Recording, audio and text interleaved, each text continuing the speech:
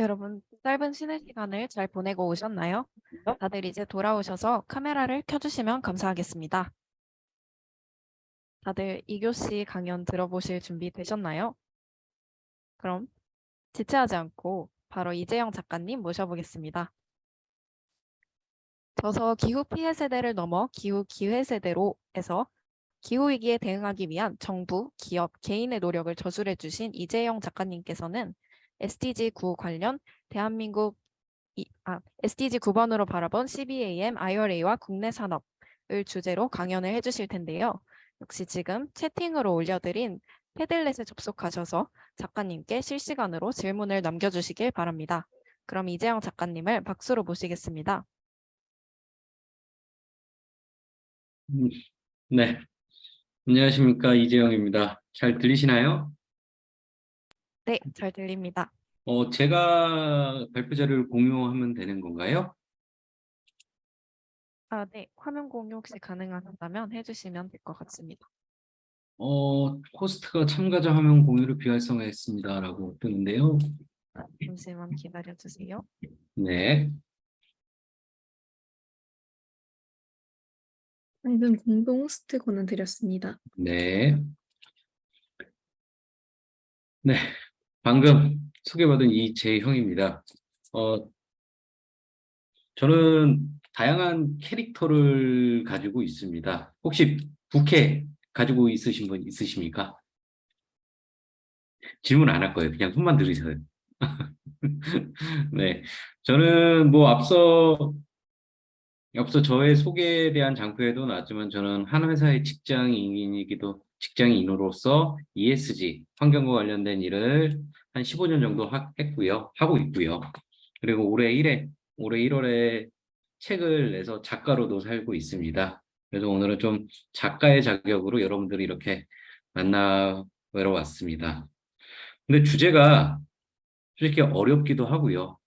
이걸 어떻게 여러분들께 풀어내야 되는 상당히 고민이 많았습니다. 왜냐하면, 어, 실제로 이런 경제적 영향을 분석하는 방법론을 설명하기엔 너무 재미가 없고, 그렇다고 하자니 기업들만 딱 리스트업을 하자니 또 너무 추상적인 것 같고, 너무 와닿지 않는 것 같고, 그런 고민을 했었는데요. 결국은 시밤이라든지 IRA가 어떻게 도출이 됐으면 어떻게 흐름들 이런 걸 위주로 말씀을 드리도록 하겠습니다. 그래서 앞서 얘기했듯이 저는 한 회사의 직장인이기도 하고요. 오늘은 이 작가라는 작가의 이름으로 왔고요. 여기서 중요한 건 결국은 제가 책 속에는 책에 대해서 여기서 피해 세대라는 것은 바로 여러분들의 세대를 의미했습니다. 제 아이들을 포함해서요. 기후변화에 대해서 어떠한 온실가스 배출에 대한 책임은 없으나 실제로 피해만 받아야 될 그런 세대, 다음 세대를 기후 피해 세대라고 저는 정의를 했었고요. 네. 어찌 보면 이런 산업에 대한 영향도 마찬가지로 우리 다음 세대들이 받을 피해를 받을 수밖에 없고 그런 것들이 어른들이 무엇을 해야 되느냐 저는 어른들의 설득하러 요즘 다니고 있습니다. 프롤로그입니다. 어디까지 스터디를 하셨는지 모르겠으나 유엔 기후변화 SDG뿐만 아니라 기후변화 관련해서 유엔 기후변화 협약이 중요한데요. 가장 중요한 문구가 있습니다. 모든 국가가 공동의 차별화된 책임입니다. 아주 멋진 말이기도 한데요. 이 말 때문에 국제 협상이 상당히 어렵기도 합니다. 뭐냐면 온실가스 감축에 있어서 선진국들은 모든 국가가 공동으로 온실가스를 줄여야 된다고 강조를 하고 있고요. 반면에 후진국가, 개발도상국들은 여태까지 너희들이 배출한 온실가스로 인해서, 선진국들이 배출한 온실가스로 인해서 기후변화가 일어났는데 우리들에게 책임을 부과한다는 건 말이 안 된다. 너희들이 더 차별화된 책임을 가져야 된다. 라고 얘기를 합니다. 그렇기 때문에 공동의 책임을 가질 거냐, 차별화된 책임을 가질 거냐, 이런 것 때문에 계속 싸울 수밖에 없고요. 또한 유엔 기후변화 협약이라는 게 만장일치제입니다. 160개, 200개의 국가들이 의견을 합치해야 돼요. 솔직히 친구들 5명이 모여서 오늘 저녁에 뭐 먹을까? 혹은 오늘 점심 뭐 먹을까? 라고 해도 맞추기가 어려운데 200개 국가가 모여서 하나의 의견을 합치해야 된다는 거예요. 상당히 어려울 수밖에 없겠죠. 그래서 기후변화와 관련된 협상이 지지부진할 수밖에 없었습니다. 그래서 1992년 브라질 리우 정상회의에서 유엔 기후변화 협약이 채택이 됩니다. 그래서 여기서 얘기했듯이 공동의 책임을 가질 거냐, 차별화된 책임을 가질 거냐, 이것에 대해 방점을 짰고요. 또한 시밤이 나오게 된 이런 것들이 배경 중에 하나가 선진국들이 공장들을 개발도상국이라든지 후진국에 옮깁니다. 결국은 선진국들은 자기네 공장이 사업장에 옮겨감으로 인해서 온실가스가 줄어드는 혜택을 받습니다. 반면에 후진국들은 그 공장을 자기네 국가에서 돌리기 때문에 결국 온실가스를 배출할 수밖에 없는 거죠. 그렇기 때문에 후진국들은 국가의 일자리를 위해서 어쩔 수 없이 공장은 받아야 되지만 온실가스도 또 줄여야 되는 이런 딜레마의 상황에 빠져 있는 거죠. 그러다가 교토의정서라는 문서가 만들어집니다. 1997년 일본 교토에서 열린 당사국 총회에서요. 교토의정서라는 거 만들어진 건데 여기에서는 중요한 메커니즘이 만듭니다. 바로 교토 메커니즘이라는 건데요. 실제로 청정개발체제, 공동이행제도, 배출권 거래제라는 이러한 온실가스를 시장 기반으로 줄이겠다는 교토 메커니즘이 만들어지는데요. 요거는 뒤에서 말씀을 다시 드릴 텐데 결국은 교토의정서라는 문서의 중요한 점, 이게 왜 중요하냐면요. 결국은 42개국 의무로 온실가스를 감축해야 되는 의무 감축국에 대해서 수치화된 온실가스 감축 의무를 만듭니다. 그런데 온실가스를 목표로 설정할 때 여러 가지 방식이 존재를 해요. 뭐냐면 교토의정서 같은 경우는 앞서 봤지만 1990년 대비 온실가스 배출량을 5.2%를 줄이자는 게 교토의정서의 목표입니다. 어떠한 특정 기준 연도를 두고 그에 비해서 온실가스를 줄이자라고 하는 절대량 방식이에요. 이걸 절대량 방식이라고 하고요. 예를 들어 2020년에 10% 100을 배출하는데 2030년에 5%를 줄이자. 2030년까지 5%를 줄이자라고 하는 거죠. 기준 연도를 2020년으로 잡고 목표 연도를 2030년으로 둬서 5%를 줄이자라고 표현하는 것입니다. 그런데 배출 전망치 방식이라는 게 있어요. 뭐냐면 현재의 온실가스 배출량이 또 동일하게 100으로 누고요. 우리가 온실가스를 줄이지 않았을 때 그냥 BAU, 비즈니스 애즈 유주얼이라고 표현하는데 온실가스를 줄이지 않았을 때의 배출량이 200이 된다고 한다면 마찬가지로 2030년에 95%가 95까지 줄인다는 겁니다. 그렇게 되면 감축률은 52.25%가 돼요. 왼쪽과 절대량 방식과 오른쪽 배출 전망치 방식은 두 개 다 목표는 동일합니다. 예시에는요. 반면에 수치적으로 보여준 거는 엄청 줄인 것처럼 보여져요. 네. 같은 수치인데 52.5% 엄청 줄인 것 같죠. 우리나라에서 온실가스 목표를 배출한 감축 목표를 설정했을 때가 이 배출 전망치 방식이었어요. 그때는 2030년 BAU 대비 30%를 줄이자라고 하는데 유럽도 비웃었어요. 뭐냐면 그 방식에 의하면요. 30% 줄이잖아요. 그 예시를 그대로 따르자면 200에서 140으로 줄인다는 얘기예요. 그 말은 2020년에 대비 40을 추가로 배출하겠다는 얘기예요. 예시로 보자면. 그렇기 때문에 선진국들은 야, 절대량 방식으로 100보다 줄여야지 왜 100보다 더 배출하는데 그거를 줄였다고 너희들은 표현을 하느냐 비웃었던 거죠. 또한 원단위 방식이 있는데요. 이 같은 경우는 인구가 급증을 하는 국가들이 원했던 방식입니다. 뭐냐면 2020년에 1인당 2톤을 배출을 했고요. 2030년에는 우리 1인당 1.5톤을 배출하겠다라고 목표를 수립하는 겁니다. 줄어드는 것처럼 보이죠. 반면에 인구가 극단적으로 100에서 200으로 늘었다면 두 개를 곱하면 2020년에는 200을 배출하는 거고요. 2030년에는 300을 배출하는 거예요. 두 개를 곱하면요. 결국 이건 온실가스를 줄이는 게 아니죠. 네, 증가가 되는 거죠.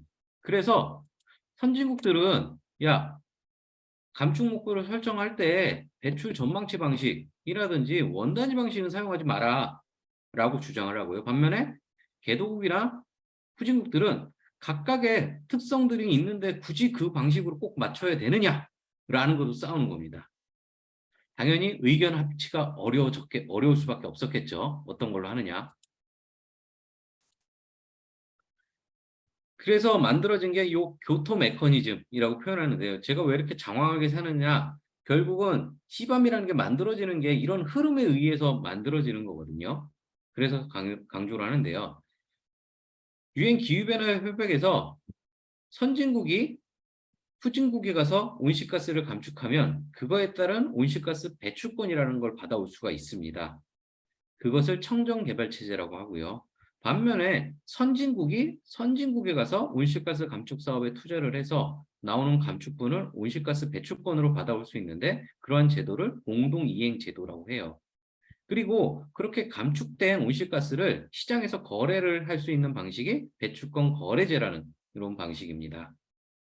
결국은 온실가스를 더 비용 효과적으로 더 싸게 1톤을 줄이는데 더 싸게 줄일 수 있는 국가에 찾아가서 투자를 하고 감축 기술을 투자를 해서 그거에 따른 배출권을 선진국들이 가져가서 거래를 할 수 있게 만든 제도죠. 결국은 시장의 원리대로 운영이 되게끔 만드는 건데요. 근데 안타까운 일이 있어요. 뭐냐면 92년에 기후변화 협약을 체결을 하고 95년에 교토의정서가 만들어지고 온실가스를 감축하겠다고 서로 노력을 했습니다. 그래서 1970년부터 2000년까지의 왼쪽 그래프인데요. 2000년까지 온실가스 배출량의 흐름을 봤을 때 보자면 20세기 1990년까지는 유럽이라든지 미국이라든지 이곳에서 집중적으로 온실가스를 배출을 합니다. 그리고 1990년 이후로부터 점점점 중국의 배출량이 급증을 해요. 이렇게 선언적으로 온실가스를 감축하겠다고 합니다. 그럼에도 불구하고 변하지가 않습니다. 유일하게 세 번 정도 살짝 온실가스가 감축이 됐어요. 뭐냐면 2008년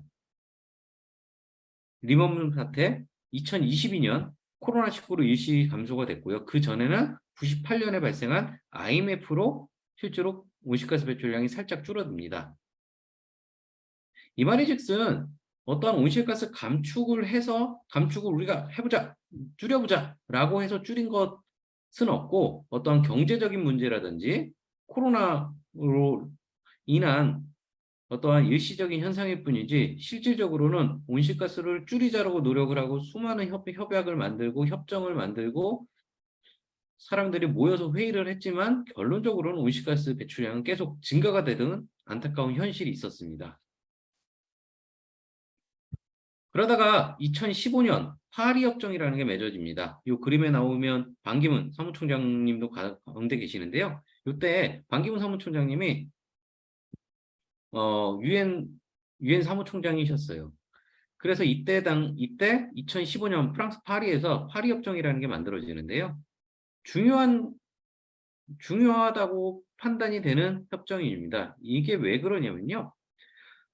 인류가 지속 가능으로 살 수 있다라고 판단되는 온도를 2도씨라고 산업화 이후부터 2도씨만 상승을 하자는 것이고요. 그리고 더 나아가서 1.5도씨까지만 상승을 하자라고 얘기를 합니다. 그리고 또한 교토의정서에는 선진국들만 의무적으로 온실가스를 감축해야만 했어요. 반면에 파리협정에서는 모든 국가들이 온실가스를 감축하도록 만듭니다. 또한 교토의정서에서는 선진국들은 절대량 방식의 온실가스 감축 목표를 설정하지만 개발도상국과 후진국들은 감축 의무가 없었어요. 그래서 자체적으로 알아서 배출 전망치 방식이나 원단위 방식을 선정했었는데 여기에서는 무조건 절대량 방식으로 온실가스 감축 목표를 설정하게 만듭니다. 그래서 교토의정서와 파리협정으로 교체가 되면서 큰 의미가 있다라는 게 인류가 지속 가능하게 살 수 있는 온도를 수치화했다. 그리고 모든 국가들이 온실가스 감축을 하게 했다. 감축 목표 설정 방식에 있어서 절대량 방식을 선택을 했다. 요 세 가지가 큰 차이점이 있습니다. 그런데 혹자는 배출권 거래를 미국의 어떠한 패권주의에 저항을 하는 유럽의 움직임이라고 해석을 하는 사람도 있습니다. 뭐냐면 국제 원유 시장에서 주요하게 거래되는 화폐는 달러거든요. 달러가 거래가 되는데 배출권 거래 시장에서는 가장 큰 시장 점유율을 가지고 있는 게 EU ETS입니다. EU 시장이에요. 거기는 유로로 거래가 돼요. 그래서 혹자는 미국의 이 석유 위주의 사회에 견제하기 위해서 EU가 배출권 거래제라는 것을 촉진시키고 있고 그러면서 유로 화폐의 패권주의를 강화한다라고 이렇게 지정학적으로 해석하는 분들도 계세요.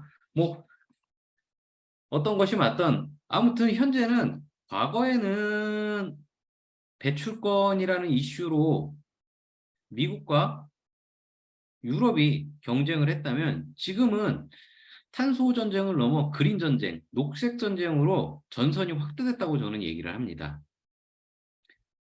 코로나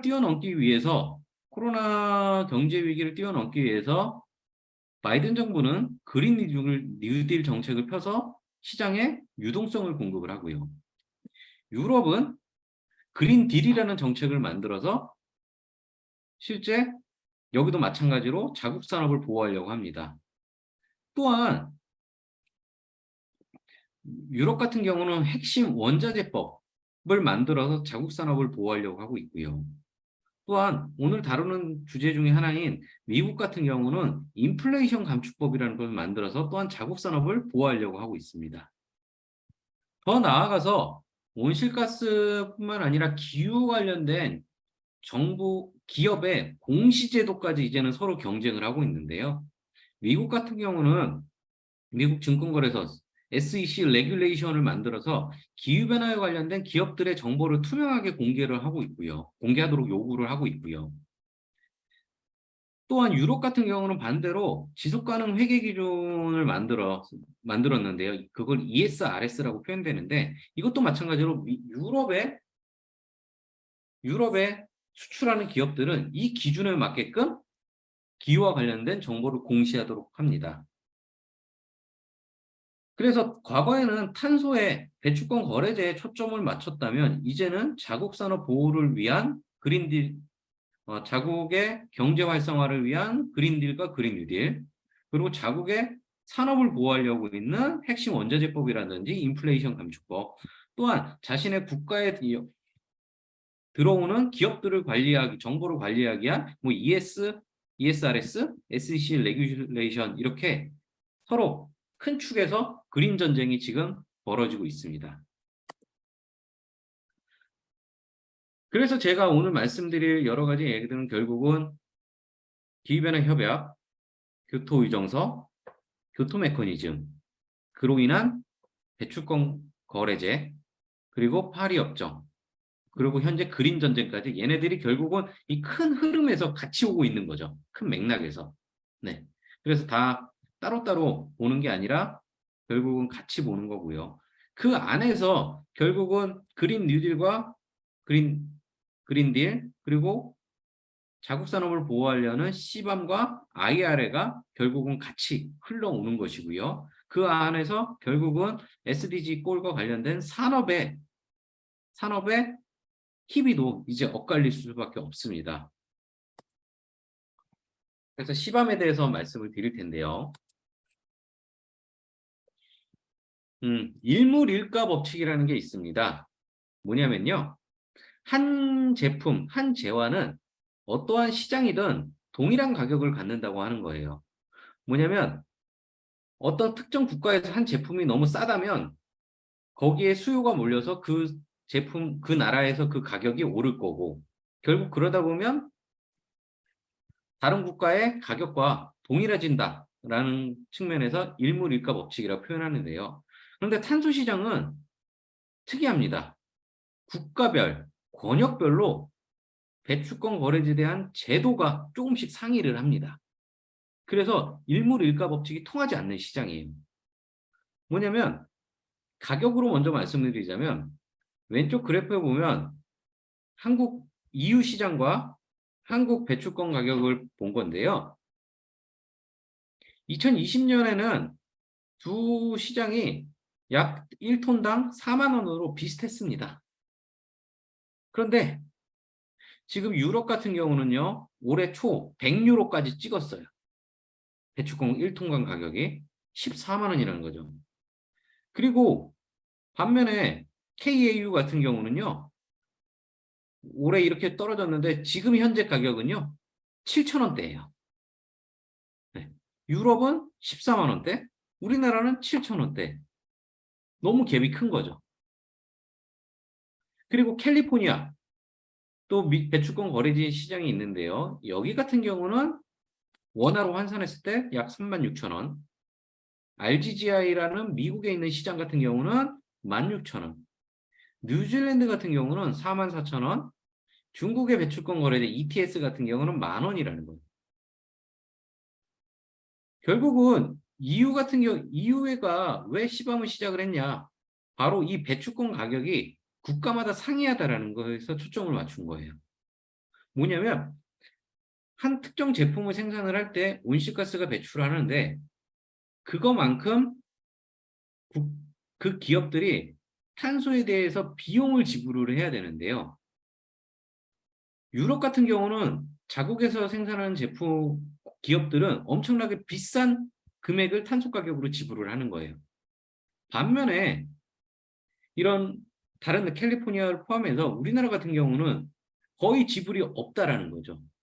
그렇기 때문에 가격 경쟁적인 측면에서 우리나라의 기업, 유럽이 아닌 기업들은 너무 싸게 탄소 비용을 지불하고 있다. 그렇다면 자국 산업을 보호를 한다든지 혹은 자국 산업과 동일한 조건에서 온실가스를 탄소 가격을 지불해야만 된다라는 컨셉에서 시작이 된 거예요.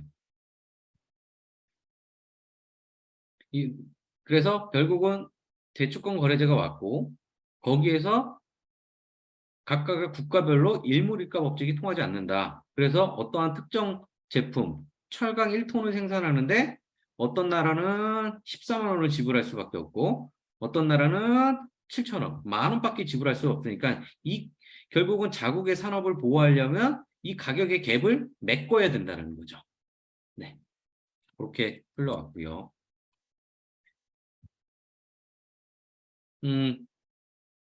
또한 왜 이렇게 됐느냐, 시범이 왜 도입됐느냐 다른 걸로 보는데요.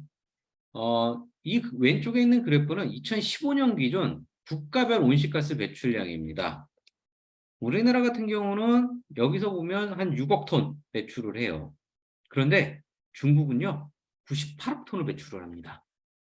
그리고 미국은 54억 톤을 배출하고요. EU는 35억 톤을 배출을 해요. 일본은 뭐 12억 톤이 이렇게 되는데 그런데 이들은 그러니까 보자면요. 미국과 EU는 54억 톤과 35억 톤을 배출을 하는데 이들이 쓰는 제품을 생산하는 데 있어서 중국이라든지 후진국에서 많이 생산할 거 아니에요. 그 국가의 온실가스 배출량은 실제로 미국 EU에서 배출을 안 했다 뿐이지 미국과 EU를 위해서 후진국에서 배출을 한 거죠. 네. 그렇기 때문에 그것을 고려를 했을 때 실제로 배출량이 어떻게 될 거냐가 오른쪽 그래프인데요. 그래서 국가별로 자기네들이 수출하는 것, 수출할 때 수출한 제품에 대한 온실가스 배출량은 국가에서 빼주고 수입한 거는 배출량을 더해줬을 때 그래프가 어떻게 나타나냐가 오른쪽인데요. 그렇게 보자면 미국과 EU, 일본 같은 경우는요.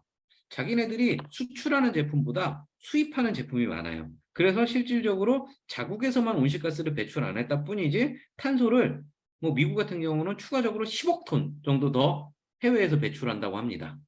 자기 제품 생산을 위해서요. 이유는 한 7억 톤 정도 해외에서 수입을 하기 위해서 해외에서 배출한다는 것이고요.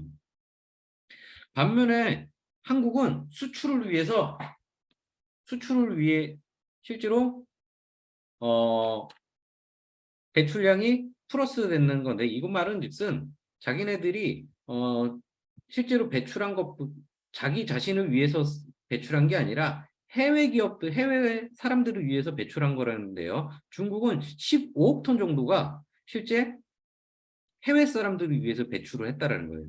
그래서 왼쪽과 오른쪽을 한꺼번에 보자면 중국 같은 경우는 실제로 98억 톤을 배출을 하지만 그중에서 15억 톤 정도는 자국이 아니라 해외 국가를 위해서 배출하는 거기 때문에 이에 대한 영향도 같이 봐야 된다라는 거죠. 시밤은. 네.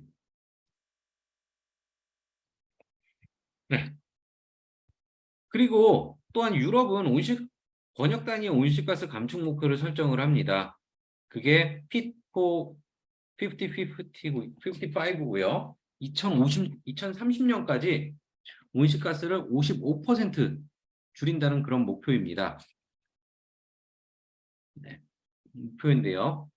보자면 결국은 온실가스 감축 목표를 달성하기 위해서 어떠한 규제를 강화하고 자금을 만들고 제도를 설정하고 이런 것들을 하는데요. 이 중에 하나가 탄소 국경 조정 제도인데요. 뭐 요 각각에 대해서는 제가 뭐 P4, 55에 대해서는 뭐 설명은 안 드리는데 결국은 유럽은 자신들의 기후 목표, 2030년 온실가스 감축 목표를 설정을 했고 그거를 달성하기 위한 수단으로 배출권 거래제를 강화했고 그러다 보니까 배출권 가격이 100유로까지 올랐고 그러면서 탄소 국경 조정 대응이라는 것을 만들어서 해외에서 자기네들 권역으로 수출한 기업들을 관리하려는 정책을 가지고 있다라고까지만 요거를 보시면 될 거예요. 그래서 2019년 아까 유럽과 미국의 제도의 경쟁 관계를 얘기할 때 그린딜을 발표하고요. 2050년까지 탄소 중립을 한다라고 이유는 설정을 합니다. 그리고 나서 2021년에 시범 초안이 공개가 됩니다. 자기네 번역으로 수출하는 기업들은 탄소를 적정한 가격을 지불하도록 해야 된다라고 하는 것을 만드는데요. 우리나라도 난리가 났습니다. 유럽의 수출도 많이 하고 있거든요. 그런 기업들은 어떻게 할 거냐라는 것에서 산업통상부가 실제로 EU를 만나서 회의도 하고요.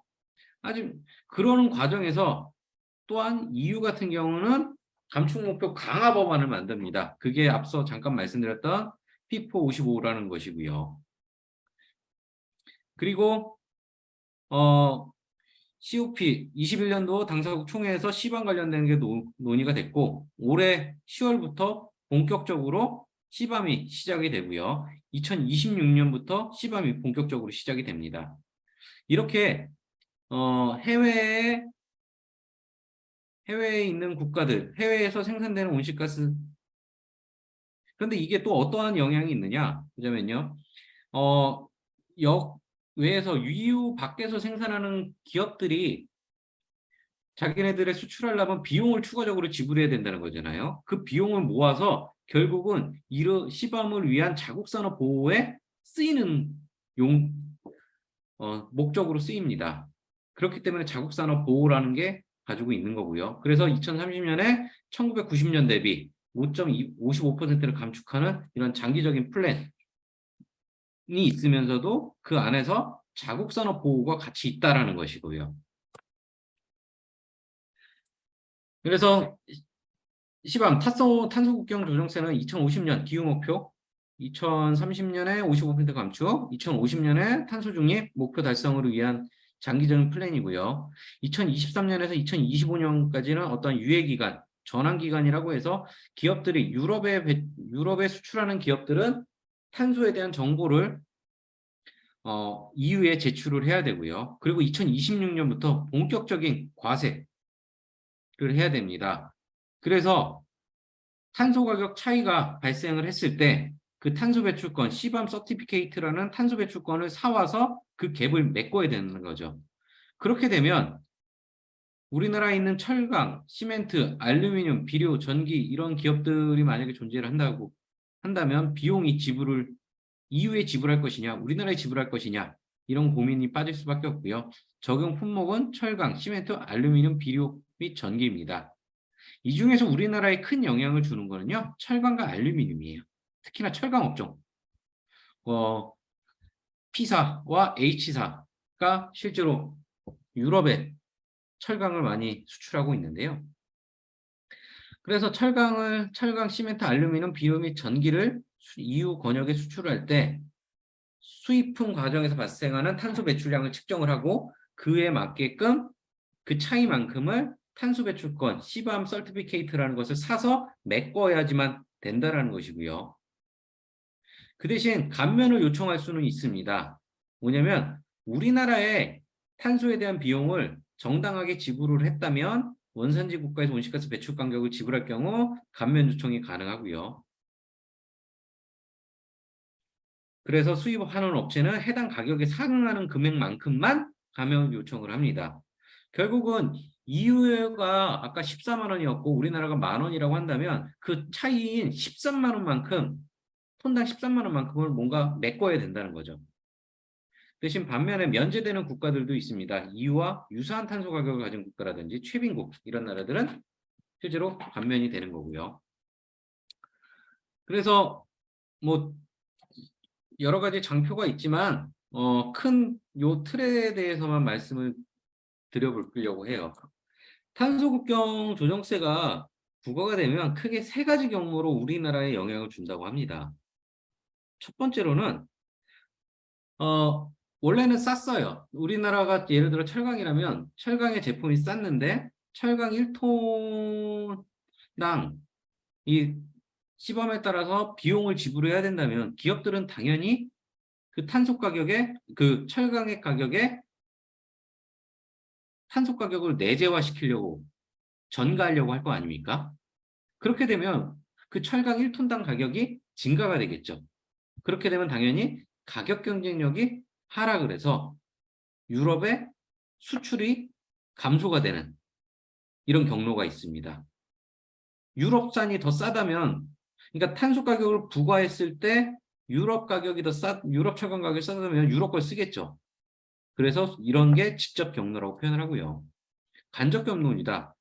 우리가 직접적으로 유럽에 철강을 수출을 하기도 하지만 중간재 형태로 철강을 중국과 같은 국가에 수출을 하고 중국은 그 철강을 이용해서 완제품을 만들어서 수출할 거예요. 그렇게 되면 중국 역시도 CBAM을 대상이 되니까 그 철강을 통해서 만든 완제품이 유럽에 수출이 된다면 그거 역시도 가격 경쟁력이 하락이 될 텐데요. 그래서 우리가 중국에 수출을 하고 중국이 유럽에 수출을 하는데 그 중국이 수출하는 제품, 유럽에 수출하는 제품의 수요가 가격 경쟁력 하락을 해서 수출을 적게 한다면 당연히 중간재 수요도 감소가 되겠죠. 또한 이런 중간재를 팔아서 중국 같은 경우는 소득이 증가해야 되는데 완제품을 팔아서 소득이 증가해야 되는데 그 소득이 감소가 될 수밖에 없을 거예요. 그렇게 되면 결국은 구매력이 떨어질 테니까 수출이 감소가 된다는 거죠.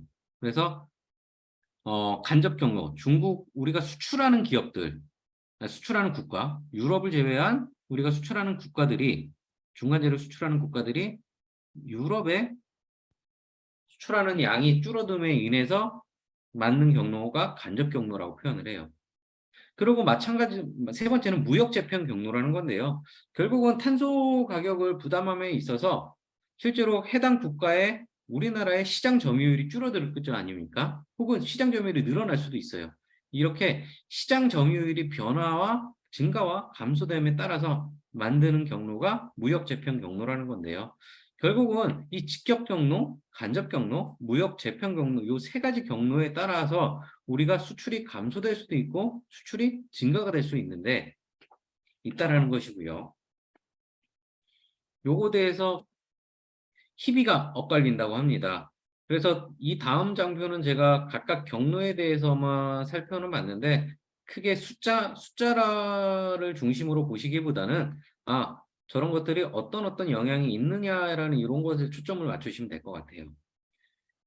결국은 EU와 미국 둘 다에 미국에서도 자국무역 보호를 위해서 탄소국 경제가 도입이 될 경우요. 실제로 양쪽 모두에서 우리나라의 제품에 대한 수요가 감소가 돼서 수출이 줄어든다는 종합적인 결론인데요. 즉, 왼쪽 그래프에서 보자면요. 직접적인 경로, 짙은 갈색인데요. 우리가 직접, 우리의 철강에 대한, 시멘트에 대한 수출 자체가 직접적으로 줄어드는 게 효과가 더 크다는 거죠. 반면에, 그리고 간접 경로에 의해서 중간재 수출에 대한 중간재 수출 감소에 따른 수출 감소도 발생을 하고요. 반면에 무역 재편, 우리가 시장 점유율이 증가가 되는 제품들이 존재를 해서 그것에 따라서 실제로 우리의 수출은 증가가 될 수도 있다라는 것입니다. 결국은 이것을 총합을 내면 우리나라 같은 경우는 수출이 감소가 될 수밖에 없다라는 게 종합적인 결론이고요. 그리고 오른쪽에 보자면 산업별입니다.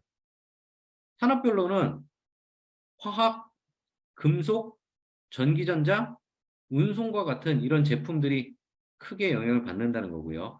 화학이라든지 금속 제품은 우리가 직접적으로 완제품을 중간재지만 EU 자체에 수출을 하기 때문에 감소가 되는 것이고요. 전기라든지 운송 장비 같은 경우는 또 역시 수출이 감소가 될 수밖에 없습니다. 그래서 여기에 대해서는 각각에 대해서 제가 직접 경로라든지 간접 경로 그리고 무역 재편 경로에 따라서 각각의 수출에 대한 영향을 보는 건데요. 이것을 다 읽을 필요는 없고 자료를 지루할 수밖에 없어서 참 이게 온라인 교육이라는 게 참 어려워요. 반응들을 볼 수가 없고 리액션을 볼 수가 없어서 참 어렵긴 한데 결국 이 수치를 다 제가 말씀드릴 건 아니고요. 오른쪽 밑에 그림만 보면 될 것 같아요. 보자면 직접 경로로 인해서 우리 탄소경세로 우리 기업의 수출 경쟁력이 떨어져서 화학 제품과 금속 제품, 전기전자라든지 운송 제품, 운송 장비의 수요가 수출이 급격히 줄어들고 이 산업의 직격탄을 맞겠다라는 게 이 장표의 내용이고요. 또한 간접 경로도 동일합니다. 직접 경로든 간접 경로든 화학이라든지 금속 제품, 전기전자, 운송 장비와 관련된 기업은 타격을 받을 수밖에 없다라는 거죠. 그럼 마지막으로 무역 재편 경로인데요. 요거는 희비가 엇갈립니다. 화학 제품이나 금속 제품 같은 경우는요. 실제로 우리의 수출이 증가가 될 수가 있다라고 해요. 무역 재편 경로에 따라서. 또한 전기전자도 우리의 수출이 증가가 되고요. 반면에 운송장비 같은 경우는 수출이 감소되는 효과를 보인다고 합니다. 그래서 앞서도 나왔었지만 세 가지 경로 중에서요. 무역재편 경로의 효과는 적어요. 우리의 편익이긴 한데 효과가 적어요. 실질적으로 계산을 해보면 종합적으로는 우리가 순손실을 볼 수밖에 없는 것이 이 시밤이라는 것이고요. 그 중에서도 화학제품이라든지 금속, 전기전자, 운송장비에 큰 타격을 받을 수밖에 없습니다. 네. 다음으로 IRA인데요. 참 이 강의를 받으면서도 이걸 어떻게 재밌게 해야 되느냐라는 이런 고민을 했었는데 참 어렵기도 합니다. 여러분들이 화면을 보고 있는데 표정을 보면 그래요. 저게 뭘까? 저 아저씨는 뭘까? 라는 게 보일 수밖에 없는데 네. 좀 빨리 나아가도록 하겠습니다. 결국은 아까 코로나 이후로 경제를 살리기 위해서 미국은 그린 뉴딜, 유럽은 그린딜, 그러면서 자국 산업 보호를 위해서 그러다 보니까 현금이 많이 풀렸습니다. 현금이 많이 풀리다 보니까 인플레이션이 발생을 했어요. 물가 상승률이 미국은 급속도로 올랐어요. 그러다 보니까 그 물가 상승률을 잡기 위해서 인플레이션 감축법이라는 것을 미국에서 만듭니다. 그런데 인플레이션 감축법인데 왜 얘가 중요하냐라고 하면요. 인플레이션을 감축하기 위한 수단 중에 많은 예산을요. 청정 에너지, 친환경 에너지, 그린 에너지와 관련된 산업에 많이 투자를 해요. 그 돈을. 그래서 결국은 2030년 탄소 감축 목표를 달성하기 위해서 미국, 유럽 같은 경우는 인플레이션 감축법을 만들고 거기에서 이 법을 통해서 만들어진 재원을 결국은 국민들이 자동차를 사거나 재생에너지를 쓰거나 전기차를 구입을 할 때 비용으로 지원을 해줘요. 네. 그러니까 물가가 너무 비싸다 보니까 그들의 소득을 통해서 충당할 수 없는 부분이 있을 텐데 그 전기차를 구매하도록 전기차 가격도 당연히 올랐겠죠. 전기차를 구매하도록 보조금을 지급을 해줘요. 그리고 가정 내 에너지 효율에 대해서 할 경우 또 돈을 지불을 해줘요. 그렇다면 어딘가에서 재원이 마련을 해야 되겠죠. 그게 바로 기업을 통해서 재원을 마련을 합니다. 그래서 미국 같은 경우는요, 상당히 똑똑해요. 뭐냐면 소극적으로 미국에서 돈을 벌려면 미국 및 우방 국가에서 제품을 만들어서 수출하라는 거예요. 그러니까 자국에서 생산을 하든지 자국과 우방국에서 생산을 하든지 그렇지 않은 국가들에서 생산하는 제품은 아예 수입을 막고 수입을 하더라도 그들에게 초과 관세를 부과를 하고 그 초과 관세를 가지고 국민들이 전기차를 사용하거나 에너지 효율화 제품을 할 때 보조금을 지불한다는 이런 목표예요.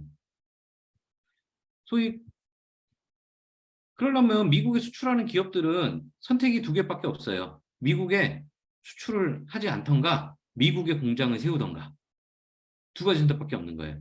그래서 우리나라에 있는 배터리 회사라든지 이런 자동차 회사들이 미국에 공장을 세우기 시작을 한 게 바로 이런 이슈 때문에 그래요. 미국에 수출하려면 자기네 국가에서 생산을 하라는 것이고요. 또한 궁극적으로는 미국의 에너지 안보를 확보하는 측면이 있습니다. 뭐냐면 이 재원을 가지고 첫 번째 하나가 재생에너지 발전 사업에 엄청나게 투자를 합니다. 우크라이나 전쟁으로 인해서 천연가스 가격이 급등했을 때 결국은 유럽은 다시 원자력으로 돌아가느냐,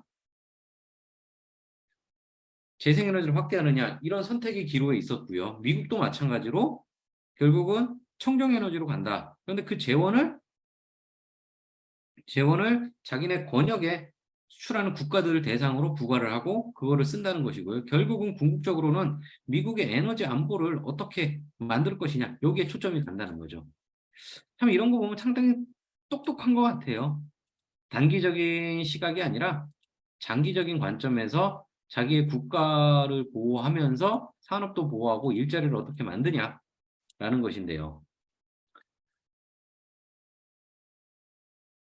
결국은 미국 내에서 친환경 관련된 산업에 공장을 자기네 국가로 유치하면서 미국에 있는 태양광이라든지 풍력, 재생에너지 설비를 확대를 하고 여기를 통해서 자기네들 국가에서 생산을 하기 때문에 실질적으로 밸류체인이라든지 이것을 자기네 국가에서 완성을 하려는 이런 전략을 가지고 있고요. 또한 자기네 국가에서 생산하는 제품이라고 하더라도 그 원자재를 자기네가 친한 우방 국가에서 생산해서 가져오라는 거죠. 네. 그렇기 때문에 어찌 보면 중국을 겨냥한 에너지 안보라든지 어떠한 에너지 자립 관점에서 저는 똑똑하다라고 얘기를 하는 거고요. 그래서 또 쭉 시간이 가고 있는데 시간 관계상 이거를 다 텍스트를 읽을 수는 없고요. 결국은 우리나라 업체 중에 전기차 업체, 미국에서 생산한 이제 전기차를 생산할 텐데요. 현대 같은 경우는요. 그렇다면 전기차에 대해서 보조금이 지급을 하기 때문에 실제로 전기차를 생산하는 그런 미국에서 생산하는 기업들은 중장기적으로는 기회 요인이 될 것입니다. 또한 아직 반면에 단기적으로는요.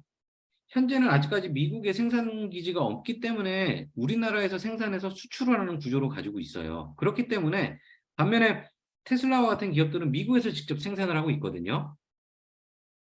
단기적으로는 그들에게 보조금이 우선 지급이 되기 때문에 더 싸져서 상대적인 가격이 싸져서 그들의 판매가 증가가 되고 우리나라 현대자동차라든 이런 자동차들의 수요는 줄어들 거지만 중장기적으로는 우리나라 기업들이 미국에서 공장이 가동이 됨으로써 장기적으로는 긍정적인 효과가 발생을 할 거다라는 것이고요.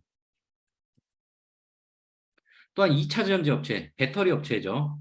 배터리 업체 같은 경우는 단기적으로 마찬가지입니다. 단기적으로는 중국산 제품을 쓰지를 못하기 때문에 미국에 수출할 때 규제를 받는 거예요. 혹은 우리가 그만큼 비용을 지불을 해야 돼요. 추가적으로. 당연히 수출이 불가능하기 때문에 단기적으로는 영향이 받을 수밖에 없겠죠. 반면에 중장기적으로는 미국 SK온이라든지 이런 기업들은 미국의 생산 기지를 만들고 있거든요. 미국의 생산 기지를 만들기 때문에 그들이 실제로 가동이 됐을 경우는 중장기적으로는 긍정적인 영향을 받을 수밖에 없다라는 것이고요. 결국은 중국산 자동차라든지 배터리 같은 경우도 결국은 미국의 공장을 세움으로 인해서 긍정적인 효과를 볼 수밖에 없다라는 것이고요. 그래서 미국은 이거를 노리는 겁니다. 자국의 공장을 설치를 하고 자국의 사람들의 일자리를 창출을 하고 그들에게 보조금을 지급을 하는 그런 효과를 노린 거죠. 또한 재생에너지 업체, 철강업체인데요. 마찬가지로 재생에너지 업체 같은 경우는 미국에서 신재생에너지를 직접적으로 많이 투자를 하기 때문에 하나와 같은 기업들은 지금 많이 투자를 하고 있고요. 긍정적인 효과를 볼 수밖에 없습니다. 또한 에너지와 관련돼서 또 천연가스와 같은 화석연료 생산 운송을 위한 인프라도 미국에선 설치를 하고 있거든요. 그런 철강 업체 입장에서는 긍정적인 효과로 볼 수가 있을 것 같습니다.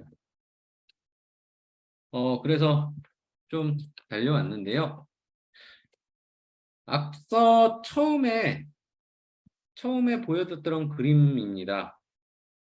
EU ETS의 배출권 가격과 우리나라의 배출권 가격이에요. 우리나라는 지금 한 10,000원대, 유럽은 한 13만원대, 12만원대죠. 우리나라 같은 경우는 배출권 거래제에 한 700여 개 기업이 존재를 합니다. 그리고 철강이라든지 시멘트 업체라든지 씨밤의 영향을 받는 철강, 시멘트 업체들도 존재를 해요. 알루미늄 업체도 존재를 합니다. 그런데 700개 중에 몇 개가 안 돼요. 철강이라고 해봤자 실제로 유럽에 많이 수출한 기업들은 2개 정도밖에 없거든요. 그렇다면 이런 고민이 발생을 합니다. 그들이 철강 업체가 수출을 하기 위해서 결국은 탄소 1톤당 비용을 지불을 해야 될 텐데 우리나라에서 배출권을 구매를 한다면 우리나라의 세금을 지불을 하고 EU에서는 감면을 받아서 비용이 싸게 나갈 수도 있어요. 하지만 배출권의 가격이 싼 이상 우리나라의 탄소 가격을 지불한다고 하더라도 저 갭만큼은 다시 EU에 줘야 된다는 거죠. 그럼 저 갭을 줄이기 위해서는 결국은 EU의 가격을 줄일 수는 없으니까 우리나라의 탄소 가격을 높여야 돼요. 그런데 2개 기업이 유럽의 탄소 비용을 지불하지 않기 위해서 우리나라의 탄소 가격을 유럽처럼 올릴 것이냐라는 고민이죠.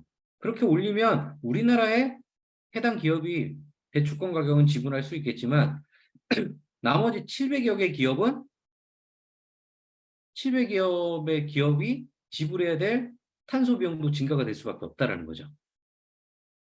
그래서 무한정 유럽을 따라가기 위해서 배출권 결여제 규제를 강화해서 가격을 올릴 것이냐. 그렇게 되면 결국은 우리나라 나머지 기업들도 피해를 볼 텐데 탄소 가격을 지불해야 될 테니까요. 그렇게 되면 그런 탄소 가격들이 결국은 소비자들이 쓰는 제품의 전가가 되거나 내재화가 될 텐데 그런 문제는 또 어떻게 해결할 거냐가 고민인 거예요.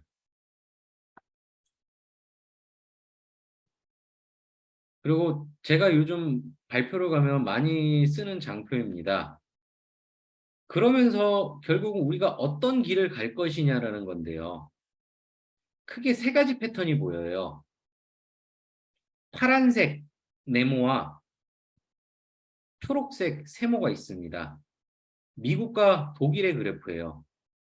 이게 뭐냐면 가로축은 1인당 GDP입니다. 1인당 한 명당 GDP가 얼마냐, 몇 달러냐.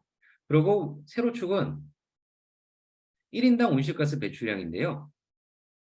앞서 말씀드린 미국과 독일 같은 경우는 1인당 GDP가 증가하면서 1인당 온실가스 배출량은 감소가 되고 있어요.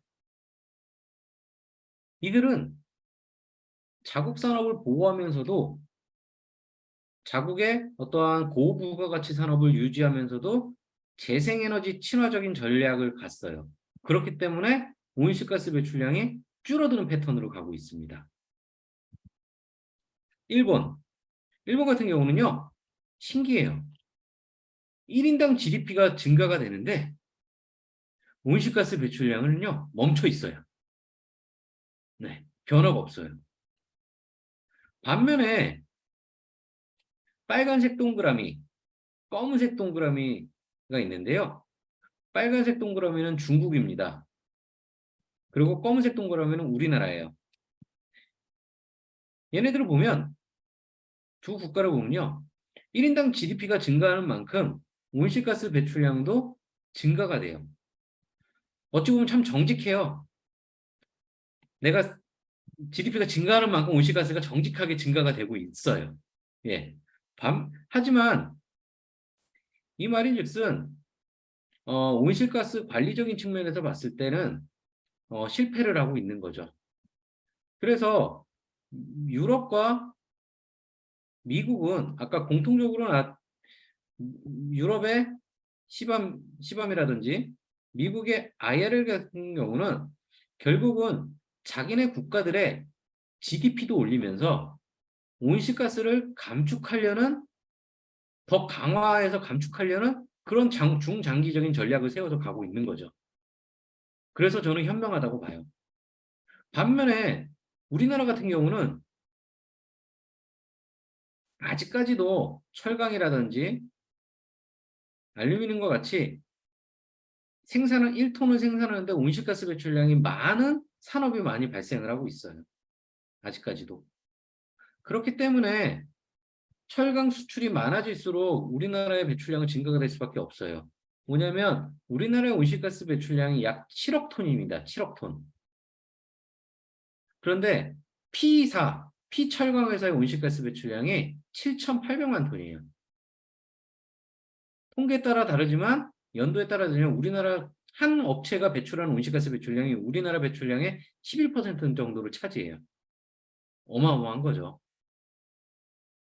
그래서 누군가는 그럽니다. 그 철강 업체를 해외에 이전을 하면 우리나라 배출량이 확 줄겠네? 라고 얘기를 하세요. 하지만 그거는 또 아닌 것 같아요. 그만큼 우리나라의 GDP라든지 우리나라의 일자리라든지 그런 것들 파급적으로 영향을 받으니까요. 그래서 P사 같은 경우는 수소환원 제철이라는 그러한 제철이라는 기술 개발을 통해서 온실가스를 배출하지 않으면서도 철강을 생산할 수 있는 그런 기술들을 개발을 하고 있거든요. 결국은 우리나라도 좀 영리하게 이 온실가스 배출량은 1인당 온실가스 배출량은 감소하면서 1인당 GDP는 역시 감소되는 이러한 어떠한 전략, 산업 산업 육성 전략 이런 거를 가져야 되지 않을까 싶습니다. 네, 일단 제가 준비한 내용은 여기까지입니다.